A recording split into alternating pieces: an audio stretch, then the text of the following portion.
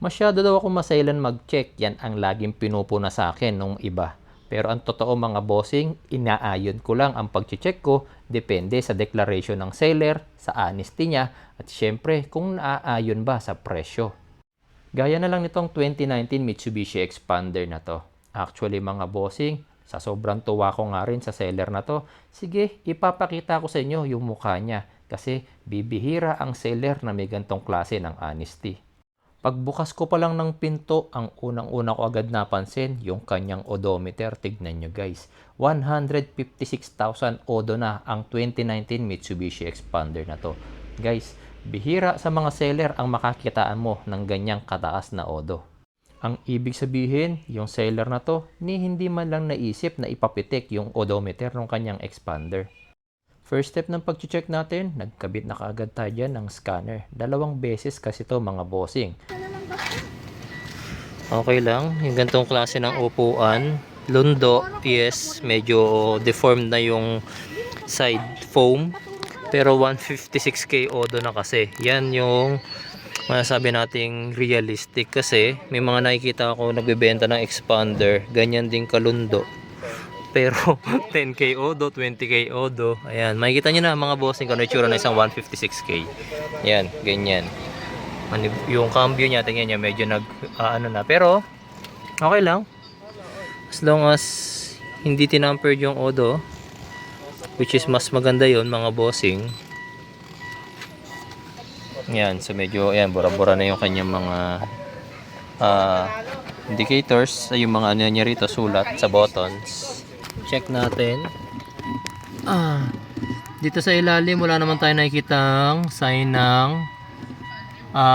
baha kasi yan makikita nyo yung bakal na yan hindi naman siya kinakalawang. Yung mga nuts, bolts and nuts, itong shaft ng ating steering, mga bakal-bakal, yes, may mga wirings, additional wirings dyan pero I think yun, dating naka-install na dashcam.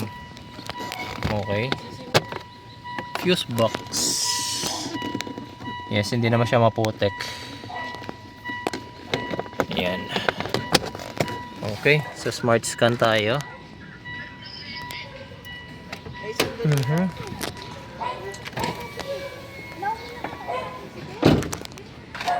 Okay.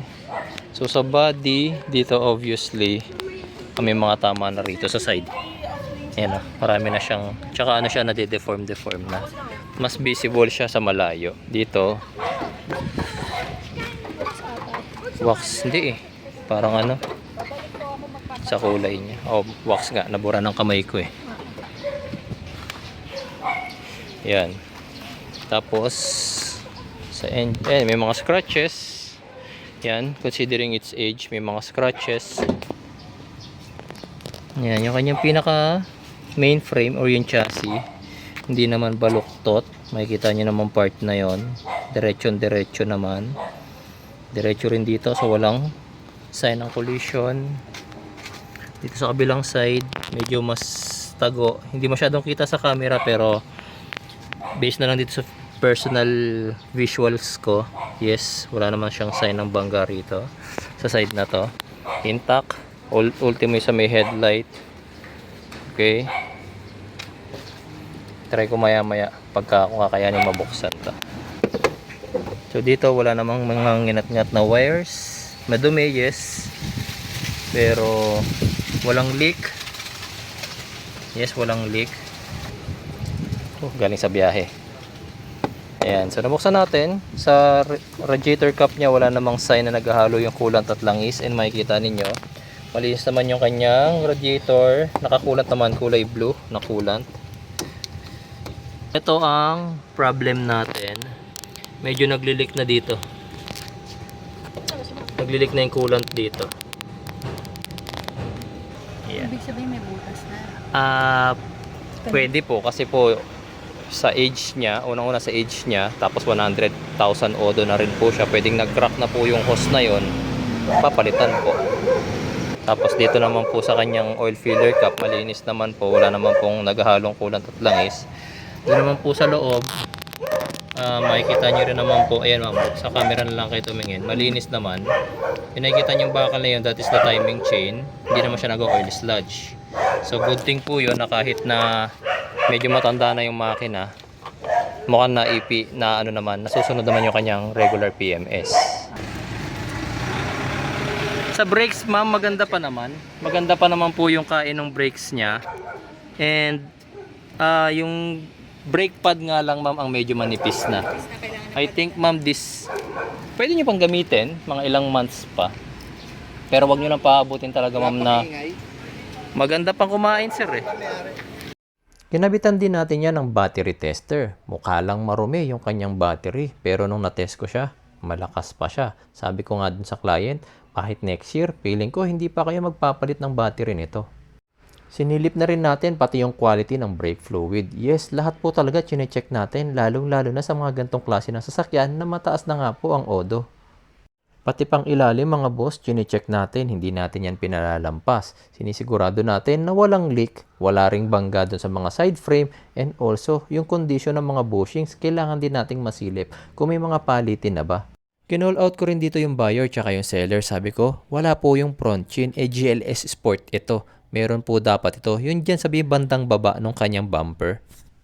Na-check ko na kanina yung front frame tsaka yung mismong chassis at sure tayo na hindi bangga to. Kaya ang sabi ng seller, kaya daw na damage yun is lagi siyang nahahumps. Tapos minsan naman sa mga lubak na unexpected hanggang sa yun masira na. Pati nga yung kanyang mga fog light medyo sira na rin yung bracket. Tapos na yung initial scanning natin at ang lumabas lang na error, lobat yung kanyang isang remote. Okay lang yun, hindi na yun big deal. Mura lang naman ang battery ng remote. Nilabas ko na yung aking paint tester para ma-check ko kung may mga repainted at may mga kapal na masilya na ba ang expander na to. At dito ko sumunod na humanga dun sa seller. Bago pala ang meet up nila, nabanggit na niya dun sa buyer, may bangga sa likod ang expander na to. At yun yung ipapakita ko sa inyo ngayon. Tsaka ito, nag-repaint na rin dito sir. Nag-repaint na rin naman po talaga kasi makikita nyo rin sir. Meron ng shadow. Tsaka kaya kahit di pa natin lagyan ng tester, kagaya nito sir, makapal na. OL na eh. Oh. Ibig sabihin sir, lumampas na siya sa maximum na pwede niyang basahin. Makapal naman. Sobrang kapal. Ayan, 210 sir. Ano na to? Repainted na. Yan, may mga masimasilya na yan sir. Okay yung gadget mo. Ayan, 800 na siya sir. Oh. Makapal na. Dyan? Paint tester sir. Yan, OL. Ibig sabihin sir, sobrang kapal. Ayan na sir, iba na. Yan yung sinasabi ko sa inyo sir na parang kumakatok na ng pinto ng bahay. Kumpara rito, lata yung nakakatok dito, masilya na kasi. Gano'n na magiging sound na. Opo. Mababa na, saka hindi na siya yung nagre-resonate. 160. Ito dun eh. Hindi po ito na mga ano sir, hindi inabot. Ito. Ganon ang sinasabi ko sa inyo mga boss. Walang masama kung magbebenta ka ng bangga. Sino ba naman ang taong gugustuhin na mabangga ang sasakyan niya, di ba? Aksidente yan eh. Pero ang mahalaga mga bossing, pag nabangga ka, i-declare mo naman at huwag mong itago dun sa buyer. At sa puntong to, mas lalo kong bumilib dun sa seller. Mamaya, meron pang isang bagay na mapapabilib pa kayo at yun din yung sasabihin ko sa inyo. Maging ang interior ng sasakyan eh hindi nakakalusot sa atin. Ini-inspect kasi natin kung meron ba siyang sign ng nabaha. Yes, kung mapapansin nyo, marumi yung kanyang interior pero tignan nyo naman. Yung mga bolts, yung mga bakal, kitang-kita pa rin na bakal sila at hindi sila nangangalawang.